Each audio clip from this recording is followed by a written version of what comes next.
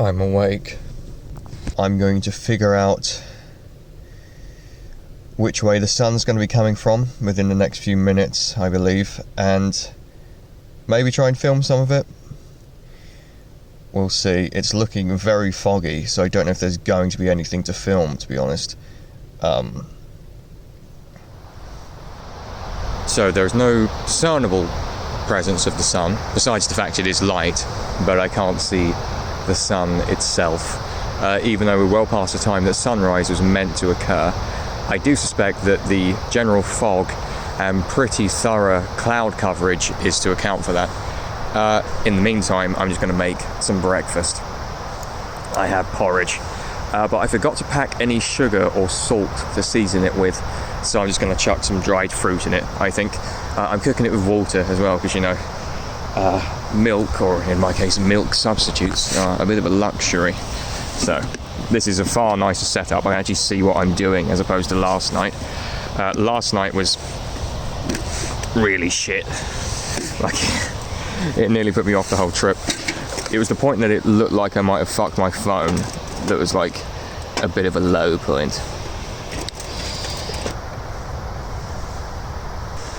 So the porridge is quite bland, but that's to be expected, you know.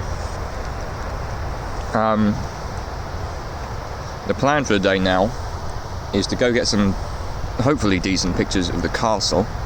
I might wait for it to get a bit lighter, assuming it does. We do need to move on to Edinburgh, though. I'd like to be there for kind of midday, which is very doable. It's only about an hour and a half away. But yeah, going to Edinburgh is kind of contingent on me cleaning myself up a bit more. Because, you know, Edinburgh is a nice city, and I'm currently in a sweaty old t-shirt. So I need to try and do something about that. I wasn't in bustling Edinburgh yet, though. Only one villager would get within good morning range along my walk to and from Bamburgh Castle, and they didn't express any noticeable disgust. At this time, the castle hadn't opened for the day, and so I was limited to merely walking around its perimeter, but this suited me. While it may have been nice to have gotten within its grounds, I'd no interest in the interior proper, the waxed wooden walls and reupholstery. No, when it comes to fortifications, it is what's on the outside that counts, and Bamburgh Castle does count, its silhouette very much defining the village and beach which kneel either side of it.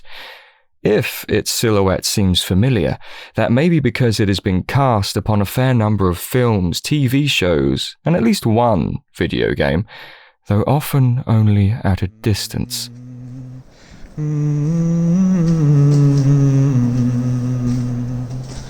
The patchwork of brick is charmingly ugly up close, not something you'd necessarily want on the big screen, especially not for anything historical.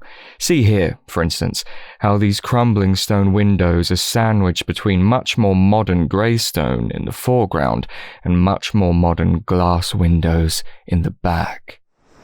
The castle is an odd mix of different styles and brickwork. I suppose a castle doesn't get to be this large without having been built, rebuilt, and built upon over the centuries. Yes, if one was so inclined, they could say that the castle dates back to 547, when Celtic Britons first built a fortification on the land. However, that original structure has long rotted and burnt away. Really, the castle as it exists now was began in 1095 by Normans and continued by various occupiers over the various centuries for various purposes, all up until a substantial restoration which was completed some mere 100 years ago, but regardless, however one wants to use the dates, it is little surprise that a fortification of some kind has existed for so long on this high outcrop, because although nowadays the castle merely overlooks the sedate houses and tourists blinking up at it, It would once have offered many opportune vantages, jutting as it does from the crest of the northeastern coast. It could certainly have seen Vikings coming, for instance, even if it could do nothing about them. Descending the outcrop gave me an appreciation for anyone who might have scrambled up it, all laden with their armor, siege instruments, and ill intent. Looking at the prize which awaited them, though, I can quite see where they got their energy from, and yet, as grand as the castle is, those defined edges cut with 1,000 hands over as many years, it was made a toy when I turned to face the conflux of ground, ocean, and atmosphere, all united in their immensity since long before Bamborough Castle was even foundations, and themselves the very foundations of the earth. Pilgrim Wave spoke of things beyond the firmament, the reality unformed. I could put no images to their words, but the tension between the syllables scored along the vertebrae of my spine Well, I'm now back in my car. I think I got some decent pictures. Given the kind of extraordinary averageness of my phone camera, I'm kind of reliant on finding like interesting shapes and things in order for a picture to be remarkable. So there's some wanky insight into my kind of quite thin grasp on photography. I'm going to have a bit to eat. I'm probably going to brush my teeth because I feel the need to. And we're going to head to Edinburgh.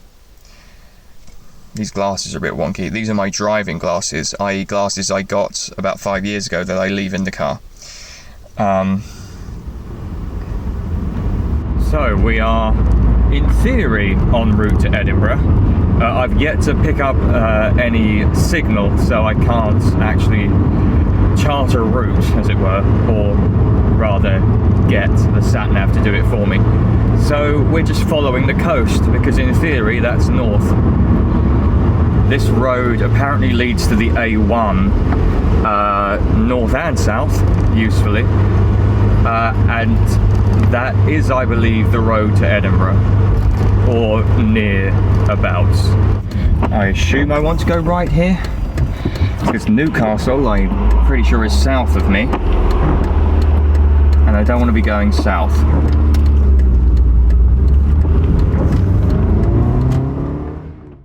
I soon had phone signal enough to realise that I was heading in the right direction, so a big congratulations is in order for my ability to tell north from south, or, given the immediate presence of the sea, simply right from left.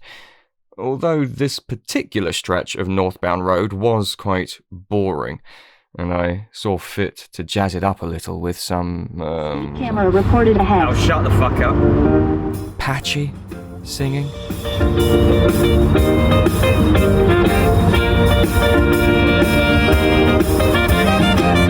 Looking back on all our troubles, looking back on all yesterdays. Never thought that we'd vision in the secular age. Girl, I'm not your savior. Wrestle to the ground. God help me now. It just goes break your heart.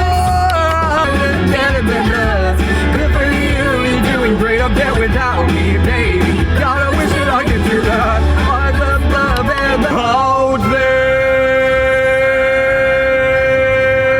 And some say the tall of the city is the tall of the bells.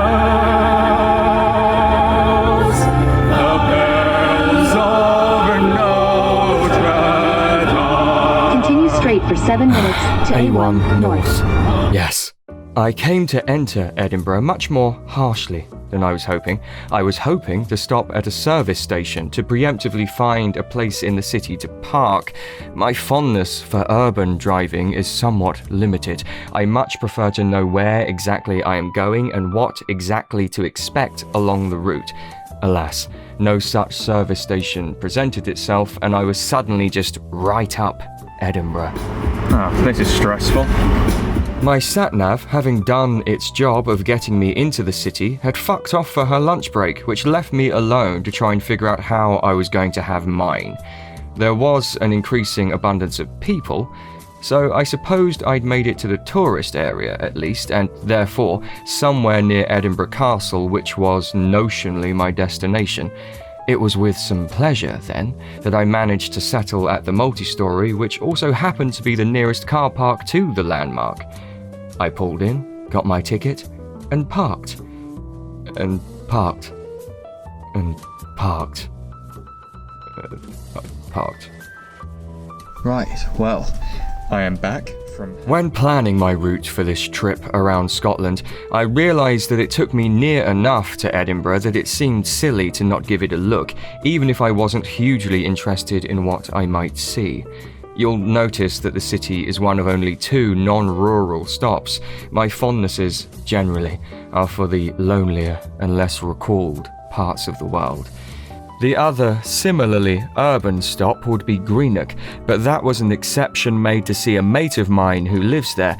I didn't have the same motivation for Edinburgh, which was mostly intended as a mere piss stop and lunch break. So it was rather providential when I bumped into a different friend of mine whilst I was there.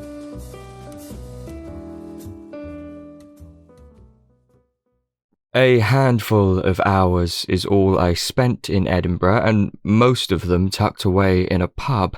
I therefore can't, in all fairness, say much of it either way, but I can't say that I thought much of it either. My first impression was made lame by the quite immediate exposure to bagpipes and a chap in blue face paint, but then what was I expecting? It's an old, picturesque British city. The economy is reliant on selling fudge to foreigners. Of course, there were hundreds of bored people in an ice cream van blocking my attempts to get a picture of the castle. Little bother, really. Edinburgh Castle was not unlike a tightrope walker. Kinda cool-looking, but quite reliant on the novelty of being high up. I did like that church, though. You know, the one where they let Darth Sidious install the blinds. So, that's something. I had a nice lunch. I went to Poundland and got some scourers to clean my mess tin of its porridge cement. They didn't have any bread, though. I was hoping for beans on toast that evening. Basically, my experience of Edinburgh was a bit... So I was glad when that aforementioned friend of mine called to say that his train was pulling into the city and that we should meet up. Now, this isn't quite as miraculous as it sounds. We both knew that we would both be in Scotland at the same time, but we hadn't planned for our paths to cross in the capital. That I was able to share a pint, regale him of my failed night in Bamburgh, more than made up for an otherwise lacking excursion. And it came with that rare charm of seeing a friendly face so far from home. Here it is, by the way, Ewan's face. This is the picture I took of him after we accidentally became part of the London Pride March, and here's the only picture I have featuring us both. Speaking of pictures, you'll have noticed that that's all you've been looking at for a while now.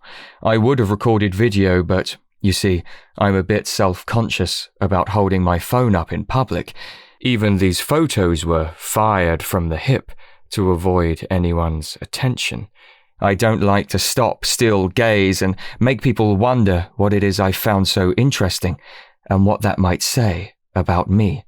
It's the same reason why, earlier, at that car park, I initially just drove past it. I wanted to go in, but I wasn't sure about where the entrance was. I could have slowed down, stopped in the road, given myself time to work it out, but what would the person in the car behind me think if I did? Goodness, no. Instead, I did a huge, inconvenient loop. To me, that was less awkward. It's the same reason why, when I came to leave that car park, I was worried about the whole procedure of putting my ticket in the machine. My car might be too low, I might have to get out of it, the person behind me will think I've gone mad, it won't make any sense to them, and they've got places to be. It went all right, though. Oh, let's try that again. Near enough. It is thin, the threshold between the instantly recognisable streets of Edinburgh and the generic roadways which surround it, looking like the quite ordinary, if a little posh, suburbs found all over the country. Venturing further into the hinterlands did offer some distraction in the form of an attentive driver. So that's why the person was flashing. But it was the collection of bridges that really spiced it up. See, where I'm from, there's only really one major bridge, and I seldom have cause to use it. To see three side by side was, goodness, it was a rush. Oh, are we going over a bridge? This is exciting. Hopefully there's not a top. There are actually 3 bridges, hence my referring to them as a collection earlier. Interesting that they kind of are ordered in terms of their modernity. This one looks quite modern. The one next to it looks very 20th century, and the one after that looks very 19th century, well, perhaps early 20th. Well done. You're 2 for 2 this episode on historical architectural conjecturing. Yes, having since looked it up, the bridges do align with the centuries as outlined by me just then. Indeed, their website makes something of a slogan from the fact: 3 bridges spanning 3 centuries, or, as I like to put it, just over 1. But whatever their apparent age, these bridges constituted the last landmarks of human design I would see for a while. From this point, it would be all trees and braes and lochs. Was that good? I don't know, I'm just going to call them lochs. Anyway, nary a city, nary a castle, no, not for another 5 days, not till Buchanan Castle, which would be the highlight of the whole trip, but for now I entered what, to my eye, was horror country. Tall pines on taller hills, landscapes from the opening shots of any cabin in the woods type movie. Exactly the kind of scenery I like. I let the verdant way channel me into the center of the Shire, into the shadow of the Cairngorms Mountains, to my destination just on the left. There. I missed it. Or rather, my sat-nav had other ideas. Some deficit in her knowledge led us to go via the back entrance, marked by these traffic lights which look a bit out of place, don't they? I suspect they are there to guard what is the sharpest turning I've ever come across, a turning which, inasmuch as it led anywhere, led to Laganen. Lagan? I don't know the pronunciation, but it's presumably Gaelic for really narrow. You've arrived at your destination. Have I? I had. I should probably explain what my destination here is. It's a campsite, one where I would plan and prepare for an upcoming hike through some of the aforementioned Cairngorms Mountains, Grantley Station campsite, to be specific. Now, I don't want to turn this into a review video, but this place was exceptionally good. The staff were great, the amenities outstanding, a proper building for showers, there was good Wi-Fi, a washing up area, electricity if you needed. I think their prices have gone up a wee bit since my visit, but it's still very reasonable for what you're getting. Oh, and look, there's the proper entrance I missed earlier. Much nicer. Oh, and another sharp bend. Great.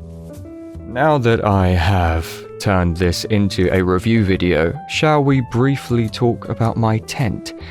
Here it is, at the campsite, a cheap little thing. It did the job, kept out the bugs and the rain. It's not a gross neon colour like so many other budget tents, and it has 2 large vestibules. Vestibule. Noun.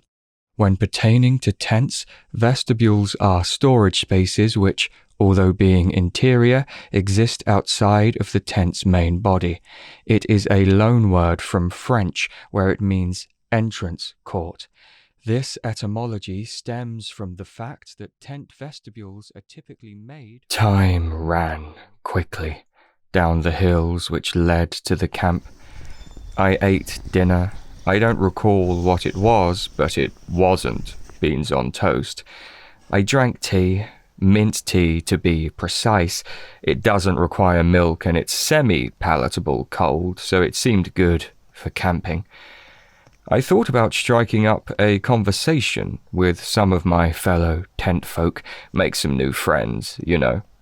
There was a young woman, also on her own, at the pitch opposite mine, but I didn't say anything. Her camping gear was way better than mine. She was reading a big book. I was just watching cartoons. She probably thought I was an idiot. And I was. And I am. And I went to bed. Right. I'm having to whisper because there are lots of people around. And it's very quiet. But, I'm at the camp. I'm in my tent. I've eaten. These are all the good things. What's bad, I suppose, is my kind of general sense of anxiety, which I wasn't really expecting. I don't know. I don't think I can articulate it at the moment, to be honest, especially not under a whisper. Perhaps right now, the voiceover version of me, which I'm quite certain, thinking ahead, will exist I do. in the edit, because it feels like it needs to. Yeah, Christ, I'm the only thing fucking keeping this together. The voiceover version of me is probably going to start reading,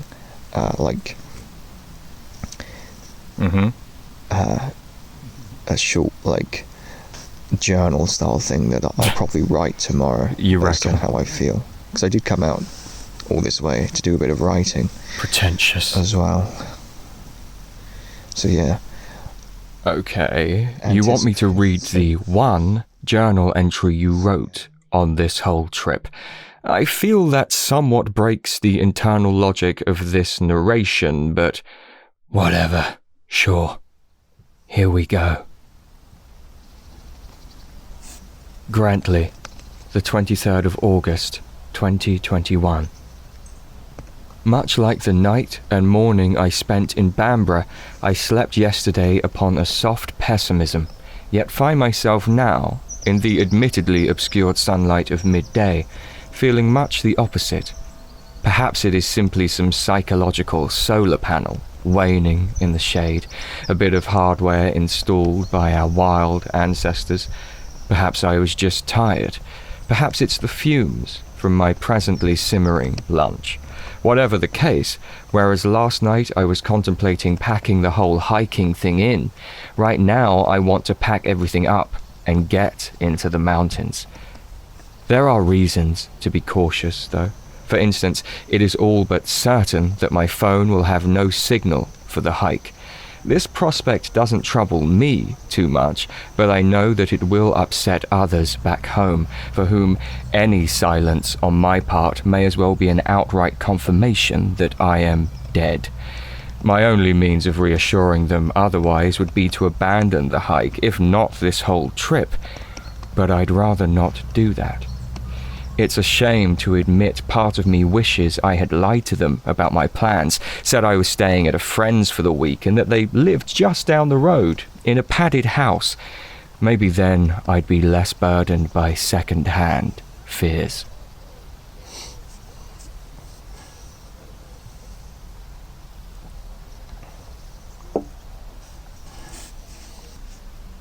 My food is still cooking as I write this. Cheap pasta, tinned veg, tomato sauce. I'm watching the sorry lot froth and writhe, trying desperately to get out of the pan and find the microwave meal container it is so clearly meant for. I was joined briefly in my observations by a new friend, an ermine moth, whom I've elected to call Nigel. They couldn't stay long, but it was nice while they did. Similarly, I was meant to be seeing my human friend, Ewan, again today in Pitlochry, but things didn't quite work out. Hopefully we can meet up later in the week. It does give me more time to prepare for this hike, I suppose, and there are things to prepare. I am still not certain on which trail I intend to do. The weather is being weird. I don't know how much my pack is going to weigh, and I'm sure there are many other things worthy of consideration which haven't even occurred to me, so I better get to it.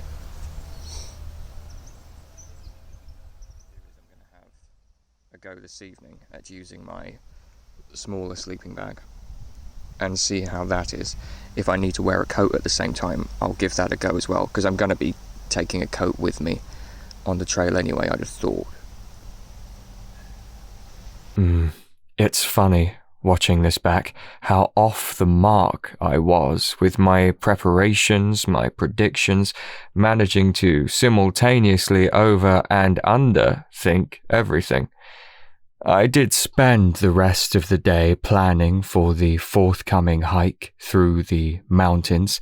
What it amounted to, I am not certain. There was at least one good decision that I made, if only because it was a decision, to get to the Cairngorms via Avermore, which is a town just outside of it. At least then I'm not going from where I am now in the middle of nowhere through the middle of nowhere to get to the middle of nowhere. I will be going somewhere in between, and I can buy bread there and get petrol. Well, I've figured out the name of this episode, even if it did take until the very end. Not much happened from this point on. I guess I was glad, after 2 relatively eventful days, for a rest. I certainly went to bed in better spirits than I had before. It's very bright. Where are you? You're up there. So I feel much better than I did last night. I'm going to bed shortly, with any luck. I ought to be up early tomorrow, because I need to finalise preparations and also pack all this away in order to leave the campsite. I don't have to be gone until 12, but I'd like to be gone before then, quite well before then, to be honest, although I don't want to arrive too early in Avermore, because it's pronounced Avermore. I want the place to be kind of open.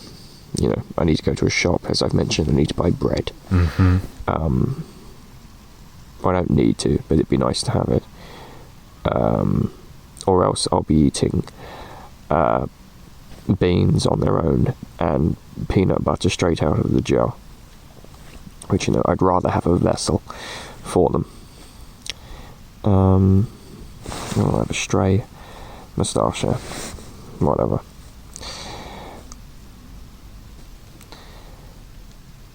I guess this is good night. See you in the morning.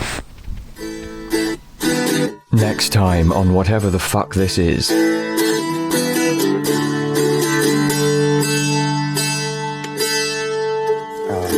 This one goes out to all the, I don't know. Now Amos Moses was occasion. He lived by himself in the swamp. He hunted alligator for living. He just knocked him in the head with a stump. The Louisiana law gon' get you, Amos. It ain't legal hunting alligator down in the swamp, boy.